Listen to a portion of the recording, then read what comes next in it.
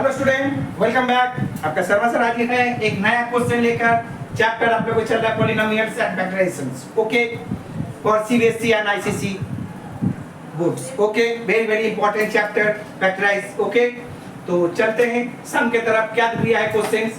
Using remainder and factor theorem, मतलब आपको remainder and factor theorem के बेस पर आपको फैक्टराइज करना है कंप्लीटली the given polynomials, यानी 2x cube minus 9x square plus 7x plus 6। Okay, इस तरह से सम में आपको W में एक जीरो मेथड भी बोला जाता है, ठीक है। यहाँ पर भी वही है, आपको क्या करना है इस क्वेश्चन में, इस जो पॉलिनोमियल से इसमें x का एक ऐसा वैल्यू रखिए ताकि इसको सॉल्यूशन देने पर वो जीरो हो जाएगा। तो इससे फायदा ये होगा मुझे कि मुझे एक फैक्टर मिल जाएगा।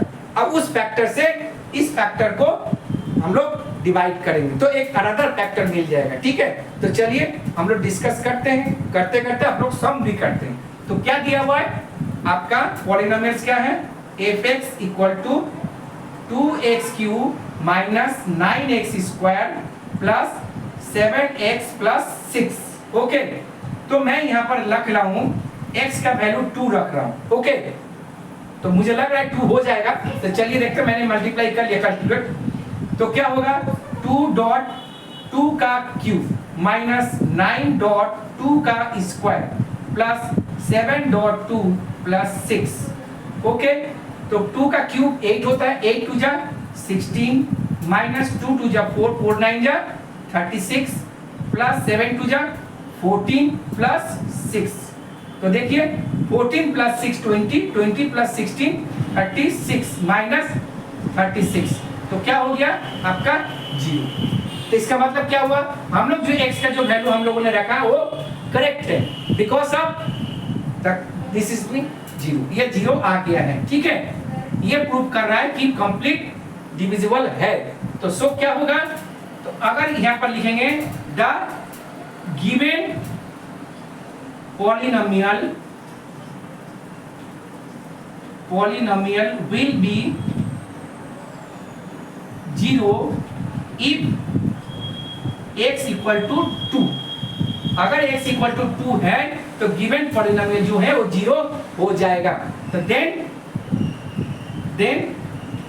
फर्स्ट फैक्टर क्या होगा आपका, क्या होगा? अगर x इक्वल टू 2 है तो हो जाएगा x माइनस 2। ये आपका पहला फैक्टर हो गया, ठीक है। अब इसी के जरिए हम लोग उसको अब डिवाइड करते हैं। तो चलिए लेट्स स्टार्ट।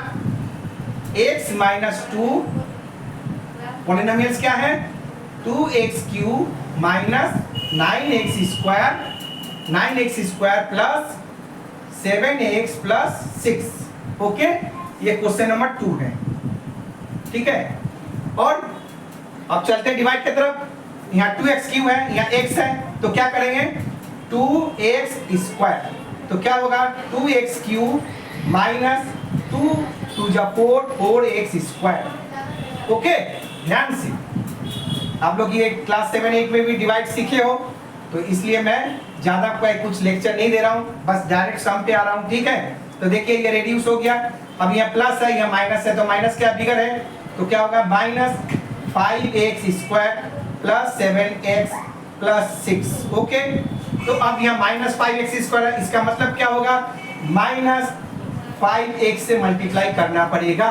ओके, तो क्या होगा minus 5x square minus minus plus 5 2 जा 10x।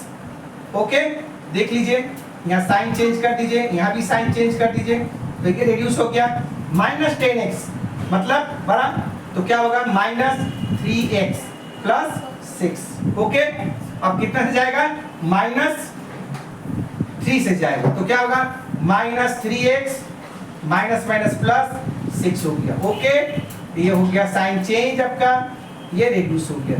तो क्या क्या फैक्टर आपके पास आया? एक फैक्टर हो गया 2x square minus 5x minus 3 हो गया। और ऑलरेडी हम लोग गिवन फैक्टर लेके फैक्टर निकाले थे वैल्यू पुट करके, वो है x माइनस 2। यानी जो पॉलिनोमियल आपका दिया हुआ है ये पॉलिनोमियल, इसका जो फैक्टर हो रहा है यहाँ पर आ रहा है, ठीक है। तो अब देखिए ये भी फैक्टर हो सकता है, क्यों 3 2 जा 6 6 तो हो रहा है, और 6 माइनस 1 क्या होता है 5, यानी 6 into 1 6, 6 माइनस 1 5 हो सकता है ना। देख लीजिए यहाँ पर, क्लियर। तो यहाँ पर माइनस है, यहाँ भी माइनस है, तो हम लोग को एक तो कुछ करना पड़ेगा, है ना।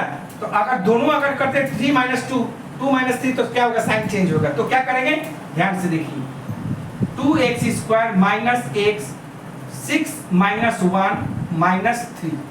ओके, ये हो गया आपका फैक्टराइजेशन, यानी फैक्टराइजेशन का प्रोसेस। और दूसरा क्या है आपका x माइनस 2।